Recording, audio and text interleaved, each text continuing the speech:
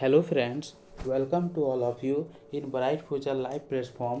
तो फ्रेंड्स, इस क्लास में हम लोग डिस्कस करने वाले हैं यूथ पब्लिक साइंस बुक का, जो एनसीईआरटी पर आधारित है। तो इस बुक जो है सो बहुत इम्पोर्टेंट है और स्पेशल रेलवे के लिए है। और स्पेशल रेलवे के लिए ही क्यों किया गया है इस बुक को?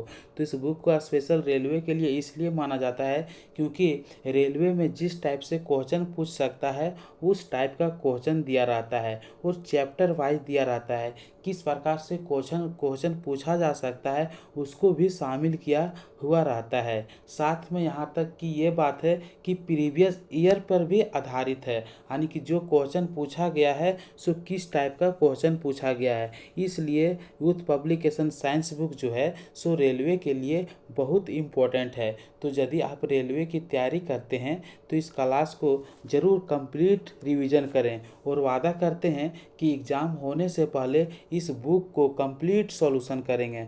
तो कल की क्लास में यानी क्लास 1 में हम लोग क्या चर्चा किए थे? तो क्लास 1 में हम लोग चर्चा किए थे कि कौन सा ब्लड ग्रुप वाले व्यक्ति खूब ब्लड किसको दे सकता है। तो यहाँ पे हम लोग ये चर्चा किए थे कि जो व्यक्ति के पास ब्लड ग्रुप ओ होता है यानी कि ओ नेगेटिव होता है, वो किसी भी प्रकार की यानी वो किसी भी प्रकार के ब्लड ग्रुप वाले को ब्लड दे सकता है। क्यों दे सकता है? क्योंकि उसमें कोई भी एंटीजन नहीं पाई जाती है। और जिस व्यक्ति के पास ब्लड ग्रुप ए बी होती है वह किसी भी व्यक्ति से यानी कि ब्लड ले सकती है। अब क्यों ले सकती है? क्योंकि उस ब्लड ग्रुप में यानी कि ब्लड ग्रुप ए बी में कोई एंटीबॉडी नहीं पाया जाता है। तो इसलिए कहा जाता है कि सौरदाता जो होती है यानी कि यूनिवर्सल डोनर जो होती है सो किस रुधिर वर्ग को कहते हैं? तो रुधिर वर्ग जो होती है वो के कहते हैं। क्योंकि इसको एंटीजन नहीं पाई जाती है। अगला क्वेश्चन है, स्वार्थिक रक्तदाता जो होती है सो तो वही होती है ना, कौन सी होती है? वो होती है।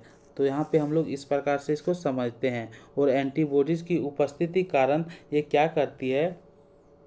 तो क्वेश्चन दो ही पूछा जाता है कि एंटीबॉडी और एंटीजन, क्योंकि ओ में जो होती है इसे एंटीजन नहीं होती है और ए बी में जो होती है सो एंटीबॉडी नहीं होती है। अगला क्वेश्चन है, ये सर्वग्राही जो यूनिवर्सल रिसेप्टर जो होती है यानी कि सर्वग्राही जो होती है कि जो ब्लड ग्रुप, तब कौन सी ब्लड ग्रुप वाला व्यक्ति सभी ब्लड ग्रुप से ब्लड ले सकती है? तो जिस व्यक्ति के पास ब्लड ग्रुप ए बी हो वो किसी भी ब्लड ग्रुप वाले व्यक्ति से ब्लड ले सकती है। क्योंकि इसमें कोई भी एंटीबॉडी नहीं पाई जाती है। क्या नहीं पाई जाती है? एंटीबॉडी नहीं पाई जाती है। एंटीजन जो होती है इसमें से दोनों उपस्थित होते हैं। एंटीजन जो होती है इसमें दोनों उपस्थित रहते हैं, लेकिन एंटीबॉडी जो होती है इसमें अनुपस्थित रहते हैं। और ब्लड ग्रुप ओ जो होती है उसमें एंटीजन नहीं होती है, लेकिन एंटीबॉडी जो होती है उसमें एंटीबॉडी जो होती है सो उपस्थित रहती है।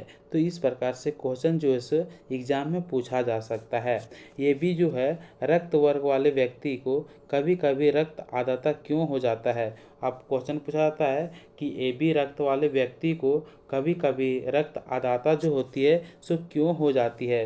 तो वो होती है उसके रक्त में जब एंटीबॉडी का अभाव हो जाती है, इसलिए कभी कभी रक्त आदाता हो जाता है। तो यहाँ पे क्वेश्चन पूछा जाता है कि ब्लड ग्रुप जो ए बी होती है सो व्यक्ति को कभी कभी रक्त आदाता क्यों कहा जाता है?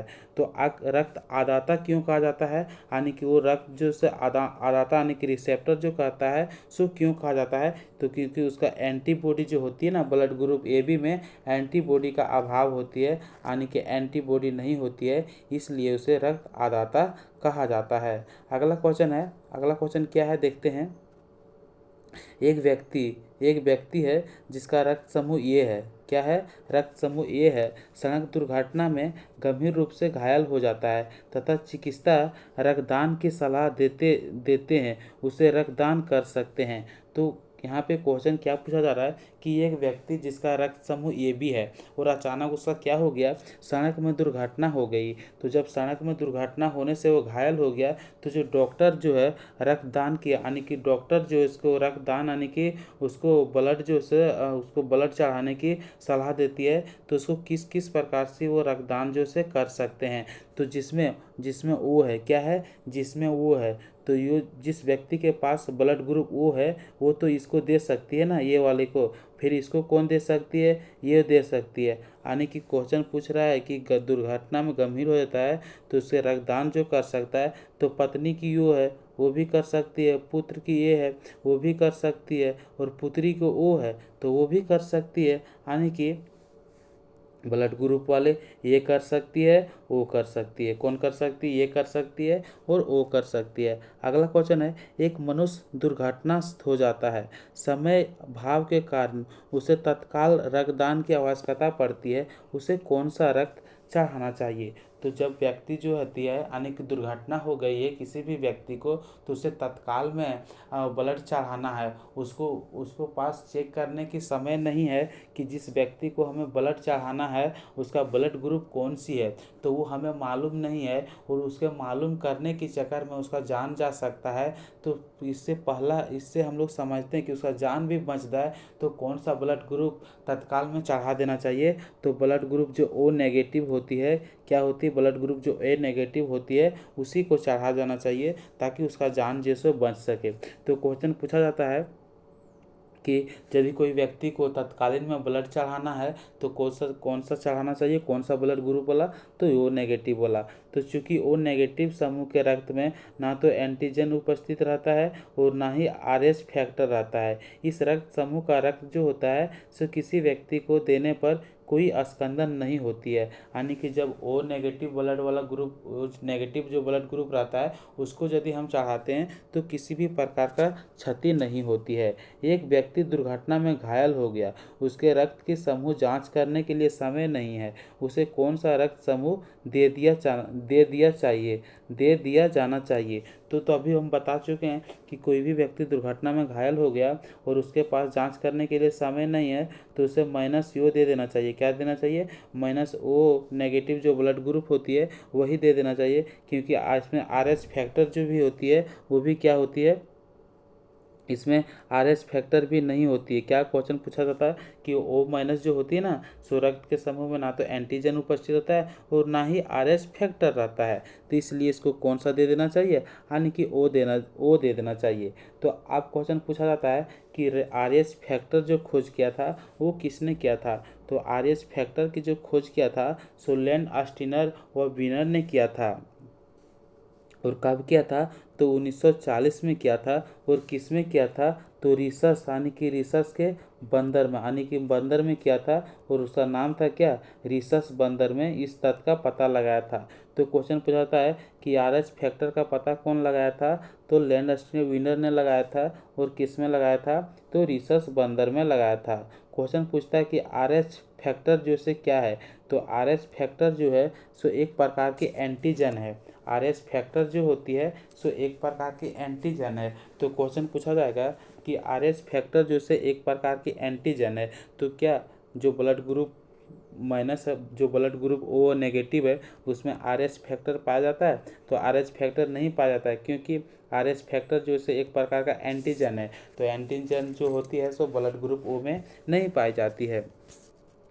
अगला क्वेश्चन है, जिन व्यक्ति में आर एच फैक्टर तत्व पाया जाता है उसे हम लोग क्या कहते हैं, तो जिन व्यक्ति में आर एच फैक्टर पाया जाता है उसे हम लोग क्या कहते हैं, आर एच पॉजिटिव कहते हैं। क्या कहते हैं, आर एच पॉजिटिव कहते हैं। यानी कि उसमें एंटीजन जो होती है, यानी कि एंटीजन क्या होती है, नेगेटिव में होती है, यानी एंटीजन किस में नहीं पाई जाती है, तो उसमें ब्लड ग्रुप ओ में नहीं पाई जाती है। और जिन व्यक्ति में आर एच फैक्टर पाया जाता है तो उसे आर एच पॉजिटिव कहते हैं। जिन व्यक्ति में आर एच फैक्टर नहीं पाया जाता है उसे आर एच नेगेटिव कहते हैं। क्या कहते हैं, आर एच नेगेटिव कहते हैं। तो इसी प्रकार से आर एच पॉजिटिव और आर एच नेगेटिव का जो होती है रक्त जो होती है, आर एच नेगेटिव को आर एच नेगेटिव का रक्त ही दिया जा सकता है। क्वेश्चन पूछा जाता है कि आर एच पॉजिटिव को आर एच पॉजिटिव में का रक्त तथा आर एच नेगेटिव को आर एच नेगेटिव का रक्त ही दिया जाता है। तो यदि आर एच पॉजिटिव है तो आर एच पॉजिटिव रक्त देगा, उसको आर एच पॉजिटिव रक्त ही दिया जाएगा, और यदि उसका नेगेटिव है तो उसको आर एच नेगेटिव ही रक्त दिया जाएगा। अगला क्वेश्चन है यदि रक्त पॉजिटिव रक्त वर्ग का रक्त जो है सो आरएस जो सो नेगेटिव रक्त वर्ग का वाले व्यक्ति को दे दिया जाता है तो प्रथम बार कम मात्रा होने के कारण कोई प्रभाव नहीं पड़ता है, परंतु जब दूसरी बार इस प्रकार का रक्तदान किया जाता है तो रक्त अभिश्लेषण के कारण आरएच जो नेगेटिव वाले व्यक्ति की मृत्यु हो जाती है। तो क्वेश्चन किस प्रकार से पूछा जाएगा कि यदि किसी भी व्यक्ति के पास आरएस जो से पॉजिटिव है, क्या है, आरएस पॉजिटिव है, और जिस व्यक्ति के पास आरएस क्या है, नेगेटिव है, जब आरएस पॉजिटिव वाला व्यक्ति आरएस नेगेटिव वाला व्यक्ति को ब्लड दे देगा, क्या देगा, ब्लड दे देगा, तो पहली बार जो उसे कुछ पर आने की कोई प्रभाव नहीं पड़ेगा। ठीक यही सिचुएशन दूसरा बार करेगा तो जिस व्यक्ति के पास आरएस नेगेटिव है उसका मृत्यु हो जाएगा, क्या हो जाएगा, उसका मृत्यु हो जाएगी। अगला क्वेश्चन है, अब हम लोग पढ़ते हैं, ब्लड टॉपिक ख़त्म कर चुके हैं, ब्लड टॉपिक जो से कंप्लीट कर चुके हैं। अब हम लोग चलते हैं ब्लड सर्कुलेटरी सिस्टम यानी कि रक्त परिसंचरण तंत्र के बारे में। तो रक्त परिसंचरण जो होती है सो क्वेश्चन पूछा जाता है कि रक्त परिसंचरण तंत्र जो होती है सो कितने प्रकार की होती है। तो रक्त परिसंचरण तंत्र जो होती है सो 2 प्रकार की होती है। कितने प्रकार की होती है, 2 प्रकार की होती है। तो क्वेश्चन किस प्रकार से पूछा जाता है कि रक्त परिसंचरण जो होती है सो 2 प्रकार की होती है, कौन कौन सी होती है, तो एक देखते हैं। पहला जो है सो खुला परिसंचरण तंत्र होता है। इस तंत्र में रुधिर जो होते हैं सो कुछ समय के लिए रुधिर नलिकाओं में उपस्थित रहता है तथा अंत में रुधिर नलिकाओं से खुले स्थान में आ जाता है। इसमें रुधिर कम दाब व कम गति से बहता है। इसमें रुधिर परिसंचरण चक्र का समय में पूर्ण हो जाता है, जैसे तिलचट्टे में रुधिर परिसंचरण चक्र जो होती है सो केवल 5 से 6 मिनट में पूर्ण हो जाता है। उदाहरण पूछेगा तो तिलचट्टा हो गया, प्रोन हो गया, कीट हो गया, मकड़ी में हो गया। तो इस समय क्या होती है, खुला परिसंचरण तंत्र होती है। तो खुला परिसंचरण तंत्र में क्या होती है, देखते हैं कि इसमें ब्लड जो होती है इसे कुछ समय के लिए किस में उपस्थित रहता है, यानी कि नलिकाओं में ही उपस्थित रहता है, अतः अंत में रुधिर नलिकाओं में खुले स्थान में आ जाता है। तो रुधिर नलिकाओं जो खुले स्थान रहता है ना, अंत में अतः उसमें आ जाता है। इसमें रुधिर जो से कम दाब व कम गति से बहता है। तो वो क्वेश्चन पूछा जाएगा कि खुला परिसंचरण तंत्र में रुधिर कम दाब से बहता है या अधिक दाब से बहता है। तो कम दाब से बहता है, किससे बहता है, कम दाब से बहता है, और कम गति भी करता है, यानी कि कम गति से बढ़ता है और कम दाब से बढ़ता है। तो अब हम लोग देखते हैं, वो हो गया तिलचट्टा में, यानी कि तिलचट्टा हो गया, ये सब जो हो गया सो हो गया खुला परिसंचरण।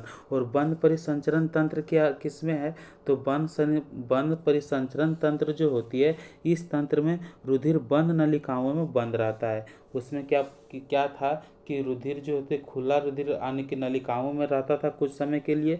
तो इसमें जो है बंद नलिकाओं में बंद रहती है, इसमें रुधिर अधिक दाब व अधिक गति से बहता है। तो क्वेश्चन पूछेगा कि जो रुधिर बहती है अधिक दाब और अधिक गति से बहती है सो किस में बहती है, खुला परिसंचरण तंत्र और बंद परिसंचरण तंत्र। तो बंद परिसंचरण तंत्र में अधिक दाब और अधिक गति से बढ़ता है। इसमें पदार्थ का जो आदान प्रदान जो होता है सो ऊतक द्रव द्वारा होती है, किसके द्वारा होती है, ऊतक द्रव द्वारा होती है। और यह कहाँ पे होती है, सभी कैसोरुकियों में होती है, किस में होती है, सभी कैसोरुकियों में होती है। तो क्वेश्चन पूछा जाएगा कि कैसोरुकियों में प्राणी में कैसोरुकियों प्राणी में किस प्रकार की ब्लड सर्कुलेटरी होती है, यानी कि परिसंचरण तंत्र जो होती है सो किस प्रकार से होती है, तो बंद परिसंचरण तंत्र जो होती है सो कैसोरुकियों प्राणी में होता है। तो क्वेश्चन क्या पूछा जाता है, तो यहाँ पे हम लोग देखें कि खुला परिसंचरण तंत्र जो होती है सो तिलचट्टा हो गया, प्रोन हो गया, कीट हो गया, मकड़ी हो गया, ये सब क्या है, ये सब में खुला परिसंचरण तंत्र है। क्या है, खुला परिसंचरण तंत्र है। तो अब हम लोग देखते हैं, आगे बढ़ते हैं। क्वेश्चन पूछता है कि रक्त परिसंचरण तंत्र की खोज जो की थी वो किसने की थी? तो रक्त परिसंचरण तंत्र की खोज जो किया था सो विलियम हार्वे ने किया था। क्वेश्चन पूछा था मनुष्य में किस प्रकार की परिसंचरण तंत्र है? तो मनुष्य में हम लोग देखें किसके अंतर्गत आता है, मनुष्य किसके अंतर्गत आता है? तो कशेरुकी प्राणी के अंतर्गत आता है। तो कशेरुकी प्राणी के अंतर्गत आता है। तो ये किस प्रकार की परिसंचरण तंत्र है इसमें से? तो बंद परिसंचरण तंत्र है और दोहरा परिसंचरण तंत्र है। तो क्वेश्चन पूछा जाएगा कि मनुष्य में किस प्रकार का परिसंचरण तंत्र पाया जाता है? तो बंद पाया जाता है और दोहरा परिसंचरण तंत्र पाया जाता है। मनुष्य का रुधिर जो है सो परिसंचरण तंत्र कितने भागों से मिलकर बना होती है? तो मनुष्य का रुधिर परिसंचरण तंत्र यानी ब्लड सर्कुलेटरी सिस्टम जो होती है सो कितनों भागों से मिलकर बना होती है, यानी कि ब्लड सर्कुलेटरी सिस्टम।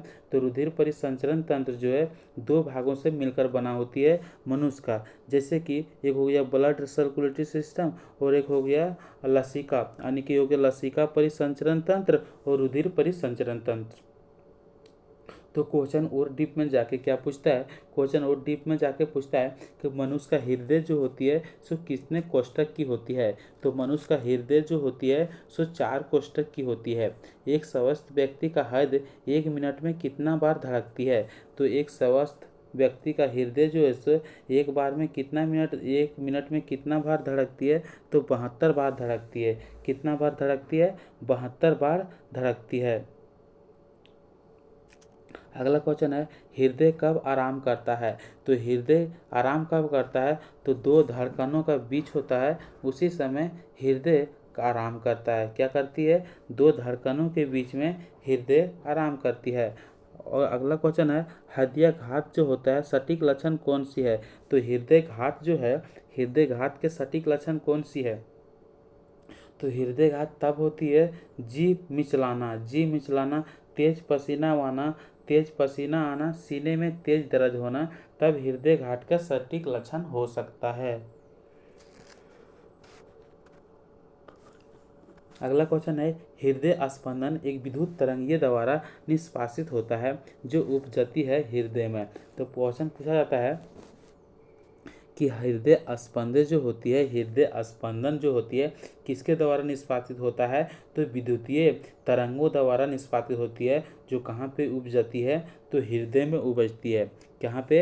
हृदय में। सामान्यतः नाड़ी स्पंदन की दर जो होती है सो किसके बराबर होती है?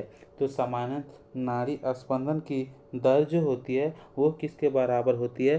तो हृदय स्पंदन के बराबर होती है। क्वेश्चन पूछा जाता है कि नाड़ी स्पंदन की दर जो होती है वो किसके बराबर होती है?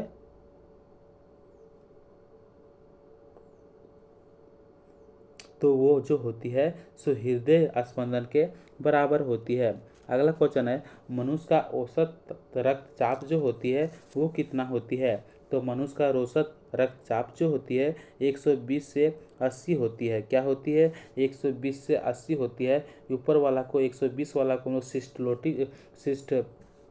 सिस्टोलिक बोलते हैं और नीचे वाला जो 80 होता है उसे हम लोग डायस्टोलिक कहते हैं। क्या कहते हैं? डायस्टोलिक कहते हैं। तो क्वेश्चन पूछा जाता है कि रक्तचाप मापने के लिए किसका प्रयोग करते हैं? तो रक्तचाप मापने के लिए हम लोग स्फिग्नोमीटर का प्रयोग करते हैं। किसका प्रयोग करते हैं? स्फिग्नोमीटर का हम लोग रक्तचाप मापने के लिए प्रयोग करते हैं। ठीक उसी प्रकार से क्वेश्चन पूछा जाता है यदि इस यानी कि हृदय की धड़कन को माप किससे करते हैं? तो हम लोग क्या करते हैं? क्वेश्चन पूछा जाता है कि रक्तचाप को मापने के लिए यानी ब्लड प्रेशर को मापने के लिए किसका प्रयोग करते हैं? तो स्फिग्नोमीटर का करते हैं। लेकिन यही क्वेश्चन पूछेगा कि हृदय की धड़कन मापने के लिए किसका प्रयोग करते हैं? तो हृदय के जो हार्ट होती है उसका धड़कन मापने के लिए किसका प्रयोग करते हैं? तो इलेक्ट्रोकार्डियोग्राम को कहते हैं। किसको?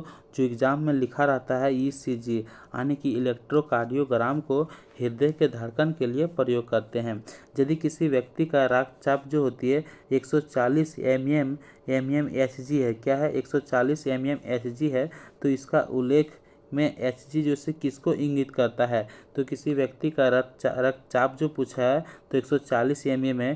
तो Hg जो होती है सो Hg क्या होती है? एक प्रकार की मरकरी होती है। क्या होती है? मरकरी। तो Hg किसका उल्लेख करता है? मरकरी को करता है। ठीक उसी प्रकार से हम लोग हृदय स्पंदन को संबंधित करते हैं। हृदय स्पंदन को यानी कि गति प्रेरक के कार्य क्या होती है? तो गति प्रेरक का कार्य होती है हृदय स्पंदन को समंजित करना। अगला क्वेश्चन है, गति प्रेरक क्या कहते हैं? पेसमेकर। पेसमेकर को और किस नाम से जाना जाता है? तो पेसमेकर को हम लोग SA नोड के नाम से जानते हैं। क्या? SA node. SA नोड को हम लोग SA नोड को हम लोग पेसमेकर के नाम से जानते हैं। यह कृत्रिम अंत्र होता है जो हृदय की असामान्य गति को समान बनाने के काम करती है। जो पेसमेकर जो होती है, SA नोड जो होती है, यह एक प्रकार की कृत्रिम गति है। क्या है? एक प्रकार की कृत्रिम अंत्र है जो हृदय की असामान्य गति को समान बनाने में कार्य करती है। अगला क्वेश्चन है कि रुधिर दाब की माप जो होती है यानी ब्लड प्रेशर की जो माप जो मेजर किया जाता है, सर्वप्रथम किसने की थी? तो सर्वप्रथम माप जो की थी सो यस हेल्स ने किया था। किसने किया था? यस हेल्स ने किया था। और कब किया था? तो 1733 में किया था। कब किया था? 1733 में किया था। ठीक उसी प्रकार से हम लोग देखते हैं कि रक्त प्रवाह से संबंधित सही तत्व जो है सो कौन कौन सी है? तो रक्त प्रभाव जो होती है उससे फैक्ट जो निकल के आती है वो क्या क्या है? तो इस प्रकार हम लोग देखते हैं। तो यहाँ पे हम लोग देखते हैं कटे स्थानों से रक्त प्रवाह रोकने के लिए एक फिटकरी का उपयोग किया जाता है। तो रक्त प्रवाह से यानी कि रक्त को हम लोग रोकने के लिए जब ब्लड बह रही है, क्या कर रही? जब ब्लड बह रही है तो उसको हम लोग रोकने के लिए किसका प्रयोग करेंगे? यानी कि फिटकरी का प्रयोग करेंगे। क्या इसका प्रयोग करेंगे? फिटकरी का प्रयोग करेंगे। रक्त एक कोलाइडी निकाय है। तो क्वेश्चन पूछेगा कि रक्त जो से क्या है? तो रक्त जो है एक प्रकार से कोलाइडी निकाय है जिसमें ऋणावेशित कोलाइडी कण होता है। फिटकरी के एल्युमिनियम आयनों में पॉजिटिव की स्कंदन शक्ति अधिक होती है तथा स्कंदित हो जाता है। तो फिटकरी में जो होती है ना, फिटकरी के एल्युमिनियम आयनों की स्कंदन जो होती है, स्कंदन शक्ति यानी कि ब्लड को जमाने की शक्ति जो होती है अधिक होती है, जिसके कारण से ब्लड को रोक सकते हैं। अगला क्वेश्चन क्या है देखते हैं। अगला क्वेश्चन,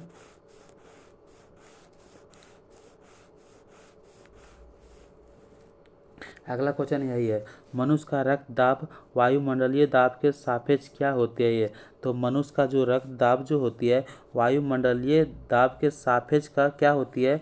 तो अधिक होती है। क्या होती है? मनुष्य का जो रक्तचाप है सो वायुमंडलीय दाब के सापेक्ष क्या होती है? अधिक होती है। अगला क्वेश्चन पूछा जाता है, कौन सा रुधिर वाहिनी रुधिर को हृदय से शरीर के विभिन्न अंगों तक ले जाती है? तो यहाँ पे हम लोग देखते हैं कि कौन सी रुधिर वाहिनियाँ है। वाहिनियाँ किसको बोलते हैं? यानी कि एक जगह से दूसरे जगह ले जाने वाले ब्लड को यानी कि रुधिर वाहिनी कहते हैं। क्या कहते हैं? रुधिर वाहिनी कहते हैं। तो हृदय से शरीर को, तो हार्ट से क्या, जो हार्ट में क्या होती है ब्लड जो से प्यूरिफिकेशन यानी कि ब्लड वहाँ शुद्ध होती है। तो हृदय से जब शरीर के विभिन्न भागों में पहुँचाती है तो किस प्रकार की रुधिर पहुँचाती है? यानी कि शुद्ध रुधिर पहुँचाती है। तो उसका कार्य किसका होती है? तो धमनी की होती है। तो धमनी जो होती है जिसको हम लोग आर्टरीज बोलते हैं, तो आर्टरीज क्या करती है? शुद्ध रुधिर को वहन करती है। तो हृदय से शरीर की ओर कौन ले जाती है? धमनी ले जाती है। शुद्ध व ऑक्सीजन रुधिर किसमें प्रवाहित होती है? तो शुद्ध और ऑक्सीजन रुधिर जो होती है वो किसमें प्रवाहित होती है? तो हम लोग देखते हैं कि धमनी में होती है। शुद्ध और ऑक्सीजन इसमें जो शुद्ध रुधिर जो होती है यानी प्योर ब्लड जो होती है उसमें क्या होती है? ऑक्सीजन भी रहती है। तो इसका कार्य जो से एक जगह से दूसरे जगह ले जाने की कार्य कौन करती है? तो आर्टरीज करती है। ठीक उसी प्रकार से क्वेश्चन पूछा जाता है कि अपवाद में क्वेश्चन किया जाता है कि जब धमनी के आगे क्या आ जाए? फुफ्फुसिए आ जाए। क्या आ जाए? फुफ्फुसिए जब आ जाता है तो वो क्या करने लगती है? वो अशुद्ध रुधिर का प्रभाव करने लगती है। किसका करने लगती है? अशुद्ध रुधिर का। तो अशुद्ध व यानी कि ऑक्सीजन रुधिर का प्रभाव करती है। तो क्वेश्चन पूछा जाता है कि धमनी जो से शुद्ध रुधिर का प्रभाव करती है, लेकिन फुफ्फुसीय धमनी जो से ये किसका प्रभाव करती है? तो अशुद्ध रुधिर का प्रभाव करती है। अगला क्वेश्चन है, कौन सी रुधिर वाहिनियाँ रुधिर को शरीर के विभिन्न भागों से हृदय तक ले जाती है? तो क्वेश्चन पूछा है कि कौन सा रुधिर वाहिनियाँ रुधिर को शरीर के विभिन्न भागों से हृदय तक ले जाती है। तो विभिन्न भागों से हृदय तक, तो विभिन्न भागों में क्या होती है, अशुद्ध रुधिर। जब यहाँ अभी तो शुद्ध नहीं हुआ ना, ब्लड शुद्ध कहाँ पे होती है, तो हार्ट में होती है। तो वहाँ जब ले जाएगी ना, तो यानी कि हृदय तक पहुँचाने की कार्य कौन करती है, अशुद्ध रुधिर का।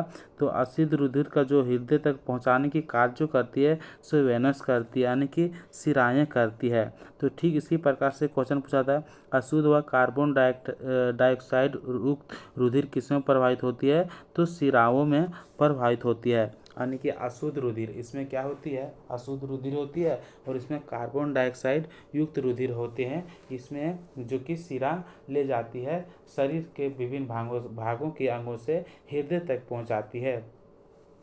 अगला क्वेश्चन है कि शिराओं में जो होती है अपवाद में भी होती है। जैसे कि अभी क्या पढ़ें कि फुफ्फुसीय जो धमनी होती है वो अशुद्ध रुधिर को ले जाती है। ठीक इसी प्रकार से जब शिराएँ के आगे, वेनस के आगे क्या जुट जाता है, यानी कि फुफ्फुस शिरा जुट जाएगा, यानी पुलमोनरी धमनी उठ जाएगा। पुलमोनरी धमनी जब जुट जाएगी ना, पुलमोनरी धमनी, तो पुलमोनरी धमनी हो गया, यानी कि वो अशुद्ध रुधिर का कर रहा है। तो और यदि पुलमोनरी वेंस हो गया, पुलमोनरी शिरा हो गया, तो ये क्या कर रहा है, पुलमोनरी शिरा जो होती है तब ये शुद्ध रुधिर का प्रभाव करने लगेगी। तो इस प्रकार से अपवाद भी होता है, याद रखना, जस्ट अपोजिट काम करती है। धमनी शुद्ध रुधिर का, ठीक पुलोमोनरी धमनी, तो पुलोमोनरी धमनी जो होती है अशुद्ध रुधिर का। शिराएँ किस प्रकार, वेनस जो होती है शिराएँ तो अशुद्ध रुधिर का। लेकिन ठीक उसी प्रकार से पुलमोनरी शिरा हो जाएगी, तो पुलमोनरी शिरा हो जाएगी तो फिर वह शुद्ध रुधिर का प्रभाव करने लगेगी।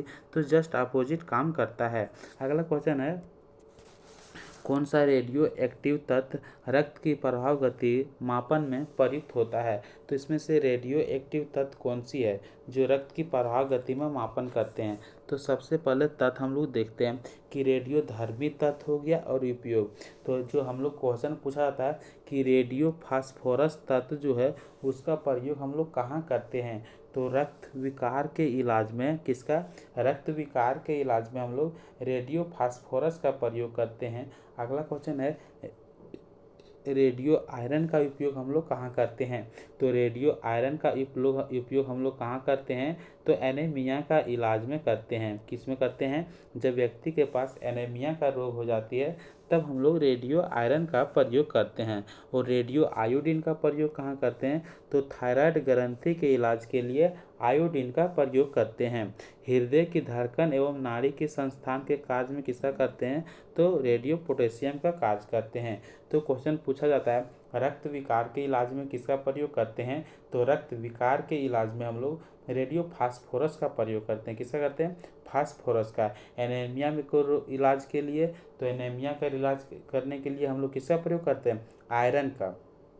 ठीक, थायराइड ग्रंथि के इलाज के लिए तो हम लोग आयोडीन का कमी करते हैं। और हृदय के धड़कन एवं नाड़ी संस्थान के कार्य के लिए तो रेडियो पोटेशियम का उपयोग करते हैं। अगला क्वेश्चन है, मानव में खुद ब्लड जहाँ पे शुद्ध होती है इस प्रक्रिया को हम लोग क्या कहते हैं। तो मानव में यानी मनुष्य में ब्लड का शुद्धिकरण होना, तो इस प्रक्रिया को हम लोग डायलिसिस कहते हैं। क्या कहते हैं, डायलिसिस कहते हैं। तो क्वेश्चन पूछा जाता है ब्लड शुद्ध होने की प्रक्रिया को क्या कहते हैं, तो डायलिसिस कहते हैं।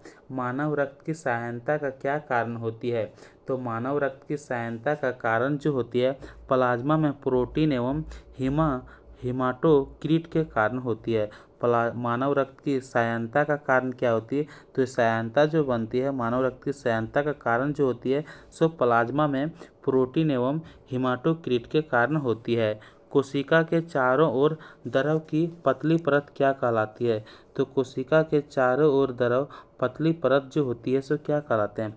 तो अभी देख लो, मान लो कि एक कोशिका है, तो कोशिका के चारों ओर द्रव की जो पतली परत होती है उसे हम लोग उत्तक द्रव कहते हैं। क्या कहते हैं, उसे हम लोग उत्तक द्रव कहते हैं। तो क्वेश्चन पूछा जाता है कोशिका के चारों ओर द्रव की पतली परत क्या कहलाती है, तो उत्तक द्रव कहलाती है। अगला क्वेश्चन है, रुधिर व कोशिकाओं के मध्य पदार्थ का आदान प्रदान किसके द्वारा होती है।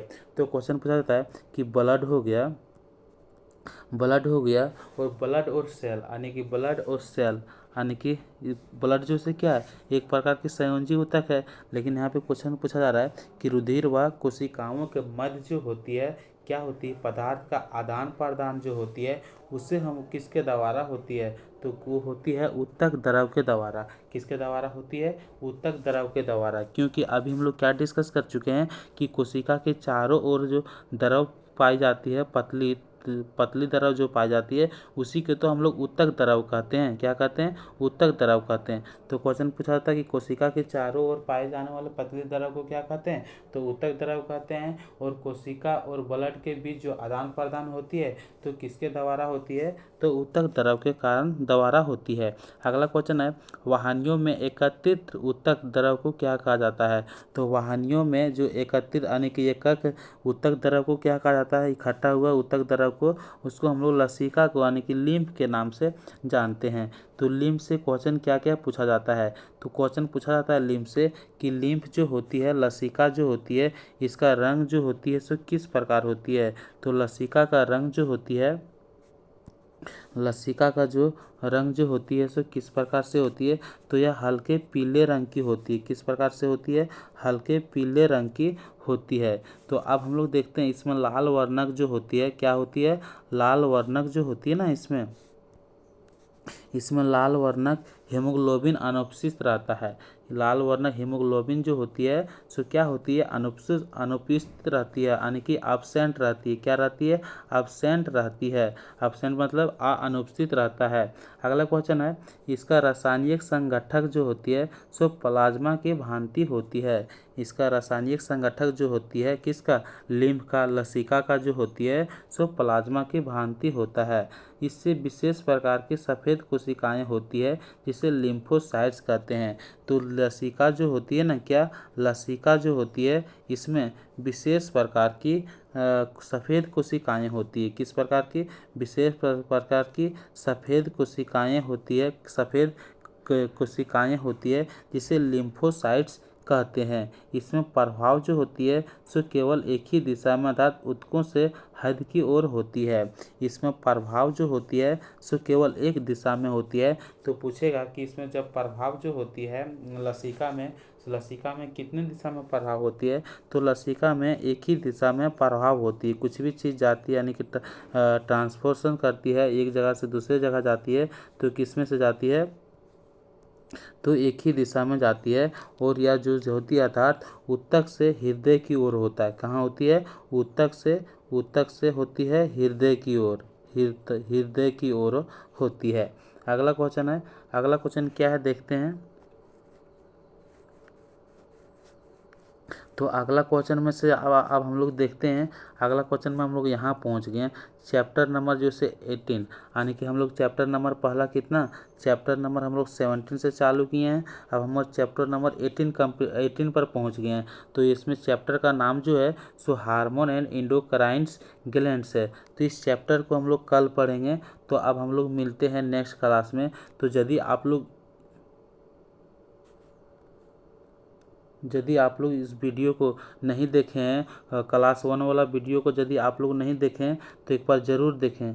क्लास 1 वाला वीडियो जो है सो एक बार ज़रूर, क्योंकि उसमें ब्लड के बारे में बताए हैं, ब्लड के बारे में बताए हैं। और आज जो से ब्लड सर्कुलेटरी सिस्टम यानी कि दोनों प्रकार से का चैप्टर जिससे टाइप का क्वेश्चन बन सकता है पूरा कंप्लीट करवा चुके हैं। अब कल हम लोग नेक्स्ट क्लास में इस टॉपिक को कवर करेंगे, बिल्कुल आसान भाषा में कवर करेंगे।